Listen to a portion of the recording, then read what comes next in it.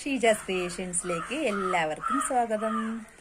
ഇന്ന് ഞാൻ കുറച്ച് ടിപ്സുമായിട്ടാണ് എന്നത്തെയും പോലെ വന്നിട്ടുള്ളത്. അപ്പം വീഡിയോയിലേക്ക് പോകാം. ഇപ്പൊ നമുക്ക് ചൂട് സമയത്തൊക്കെ ആണെങ്കിലും നമുക്ക് AC ഒക്കെ നമ്മൾ ഒരുപാട് ചൂട് സമയമാകുമ്പോഴത്തേക്കും വർക്ക് ചെയ്യുമല്ലോ. അപ്പം നമുക്ക് അല്ലാതെ തന്നെ റൂം ഒന്ന് തണുപ്പിക്കാൻ പറ്റും. AC ഇല്ലെങ്കിലും നമുക്ക് തണുപ്പിച്ചെടുക്കാൻ പറ്റും. അപ്പൊ അതിനായിട്ട് ഞാനിപ്പോ ഇവിടെ ഒരു ചെറിയൊരു കലമാണ് എടുത്തിരിക്കുന്നത്. കലം നിറച്ച് വെള്ളമുണ്ട്. അപ്പൊ ഇതിപ്പോ നിങ്ങൾക്ക് ബേസിനാണെങ്കിലും കുഴപ്പമില്ല, ബക്കറ്റിലാണെങ്കിലും കുഴപ്പമില്ല. കുറച്ച് കൂടുതൽ ക്വാണ്ടിറ്റി വെള്ളം വേണം, അത്രേ ഉള്ളൂ. സാധാ വെള്ളം, നല്ല തണുത്ത പച്ചവെള്ളം.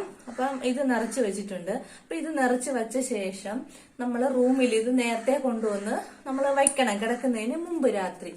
അപ്പൊ അതിനുശേഷം റൂമിൽ ഫാൻ ഇട്ട് കൊടുക്കണം. ഫാൻ ഇട്ട് കൊടുക്കുമ്പോഴത്തേക്കും അപ്പൊ നമ്മൾ ഫാൻ ഇട്ട് കൊടുക്കണം. അപ്പൊ ആ ഫാനിന്റെ കാറ്റില് ഈ തണുത്ത വെള്ളം കൂടെ ഇരിക്കുന്ന സമയത്ത് എങ്ങനെ ആയാലും ശരി തന്നെ നമ്മൾ കിടന്ന് ഉറങ്ങാനായിട്ട് റൂമിലോട്ട് വരുമ്പോഴത്തേക്കും റൂമിന്റെ അകത്ത് നല്ല ഒരു തണുപ്പ് നിൽക്കും. നിങ്ങൾ അതൊന്ന് ടെസ്റ്റ് ചെയ്ത് നോക്കുമ്പോൾ മനസ്സിലാകും. നമ്മളിപ്പോ ഉറങ്ങുന്നതിന് ഒരു മുക്കാൽ മണിക്കൂർ മുമ്പ് ഇപ്പൊ ഉറങ്ങുന്നതിന് തൊട്ട് മുമ്പ് മുതലേ അങ്ങ് ഫാൻ ഇടണമെന്നല്ല. ഈ വെള്ളം വച്ച ശേഷം ഇതുപോലെ കുറച്ചു നേരം ഒരു 10 മിനിറ്റ് ഫാൻ ഒന്ന് ഇട്ട് കൊടുക്കണം. അപ്പൊ ആ വെള്ളത്തിലോട്ട് അതിന്റെ തണുപ്പ് വരികയും ചെയ്യും. പിന്നെ ഓൾറെഡി ആയതുകൊണ്ട് തന്നെ ഇത് നല്ലതായിട്ട് റൂമിന്റെ അകത്ത് നല്ല ഒരു കൂളിംഗ് കിട്ടും. അപ്പൊ നമുക്ക് AC-യുടെ ആവശ്യമൊന്നുമില്ല. AC ഫുൾ ടൈം വർക്ക് ചെയ്ത് കറണ്ട് ബില്ല് കൂട്ടേണ്ട ഒരു ആവശ്യമില്ല. ഒരു കലോ 2 കലോ നമുക്ക് എത്രത്തോളം റൂമില് തണുപ്പ് കിട്ടണോ അതിനനുസരിച്ചിട്ട് വെള്ളം ഇതുപോലെ പാത്രങ്ങളിൽ വച്ചിരുന്നാൽ മതി. എന്നിട്ട് ഇതേപോലെ ചെയ്ത് നോക്കണം എല്ലാരും. അപ്പോഴും മനസ്സിലാകും റൂമില് AC നമ്മൾ വർക്ക് ചെയ്യുന്ന. ഇപ്പൊ AC ഒരു ഫുള്ള് ഇട്ട് നമ്മൾ തണുപ്പിക്കുന്ന തണുപ്പ് കിട്ടുമെന്ന് ഒരിക്കലും ഞാൻ പറയില്ല.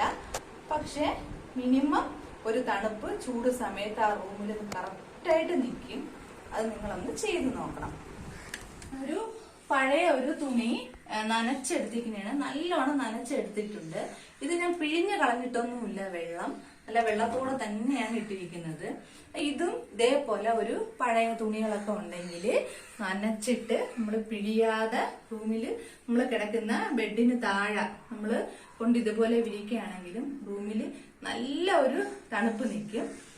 നന്നായിട്ട് ആ ഒരു തണുപ്പ് നമ്മളെ ശരീരത്തിലോട്ടും ആ തണുപ്പിന്റെ ഒരു ഇത് നമുക്ക് കിട്ടും.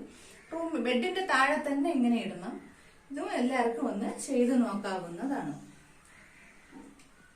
ഇപ്പൊ എന്താണ്ട് നമ്മുടെ വീട്ടില് കുളിക്കുന്ന സോപ്പ് ഉണ്ടല്ലോ. അപ്പൊ കുളിക്കുന്ന സോപ്പില് ഇതുപോലെ ഒരു സേഫ്റ്റി പിൻ എടുക്കണം. അപ്പൊ ഇത് എന്തിനാണ് ചെയ്യുന്നത് വെച്ച് കഴിഞ്ഞാല് ഇപ്പൊ കാണിച്ചു തരാം. ഇപ്പൊ ഒരു സേഫ്റ്റി പിൻ എടുത്തിട്ട് ഈ സോപ്പിലോട്ട് ഞാൻ ഒന്ന് കുത്തി ഇറക്കിയിട്ട് എടുക്കുകയാണ്. 1-2 വട്ടം ഇതുപോലെ ഒന്ന് കുത്തി ഇറക്കണം. അപ്പൊ ഇത് ഇറക്കിയ ശേഷം ഇപ്പൊ ഇതൊരു ജീൻസ്. അപ്പൊ ഇത് നല്ല കട്ടിയുണ്ട്. അപ്പൊ നമ്മള് എപ്പോഴും തുണിയിലോട്ട് പിന്ന് കയറ്റാൻ നേരത്ത് പിന്ന് കയറത്തില്ല. അപ്പൊ ഇതിപ്പം സോപ്പിൽ കുത്തി എടുത്തായതുകൊണ്ട് ഇത് നിങ്ങൾക്ക് കാണാൻ പറ്റും. ഈസി ആയിട്ട് ഇതാ കയറി വന്നു. അപ്പൊ ഇതുപോലെ കട്ടിയുള്ള, ഇത് നല്ല കട്ടിയുള്ള ഭാഗത്താണ് ഇത് ചെയ്തത്. കണ്ട, കറക്റ്റായിട്ട് കയറിയിട്ടുണ്ട്. അപ്പൊ ഈസി ആയിട്ട് കട്ടിയുള്ള ഏത് തുണിയിലോട്ടും പിന്നെ കയറി പോകും. അതുപോലെ തന്നെയാണ് നമ്മൾ ഇതുപോലെ സോപ്പ് ഇങ്ങനെ ഒരുപാട് പ്രാവശ്യം നമ്മൾ ഇതുപോലെ ഇങ്ങനെയൊക്കെ ചെയ്തിട്ടൊന്നും എടുത്ത് വയ്ക്കണമെന്നൊന്നുമില്ല. ഇടയ്ക്ക് 1-2 വട്ടം ഇങ്ങനെ ഒന്ന് ചെയ്തിട്ട് നമ്മൾ ഇതുപോലെ ഒന്ന് കുത്തി കൊടുത്താൽ മതി. കണ്ട. അപ്പം വീഡിയോ എല്ലാവർക്കും ഇഷ്ടപ്പെട്ടിട്ടുണ്ടെങ്കിൽ ലൈക്ക് ചെയ്യണം, സബ്സ്ക്രൈബ് ചെയ്യണം, ഷെയർ ചെയ്യണം, സപ്പോർട്ട് ചെയ്യണം. Thanks for watching.